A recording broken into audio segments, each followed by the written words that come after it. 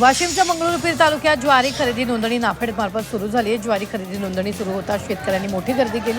मात्र नोंदणी प्रक्रिया संथ गतीने सुरू असल्याने शेतकऱ्यांना रांगेत उभं राहावं लागतं। त्यामुळे प्रक्रिया जलद करण्यासाठी अतिरिक्त कर्मचाऱ्यांनी सुविधा उपलब्ध करून देण्याची मागणी शेतकऱ्यांनी केली।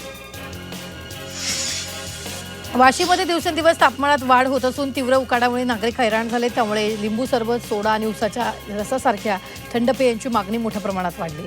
लिंबांची मागणी वाढल्यानं दरात वाढ झाली। वाशिमच्या बाजार समितीत चियाची आवक वाढली आहे। चिया पिकाच्या लागवडीसाठी कमी खर्च आणि कमी पाण्याची गरज आणि बाजारात मिळणाऱ्या चांगल्या दरामुळे हे पीक शेतकऱ्यांसाठी फायदेशीर ठरते।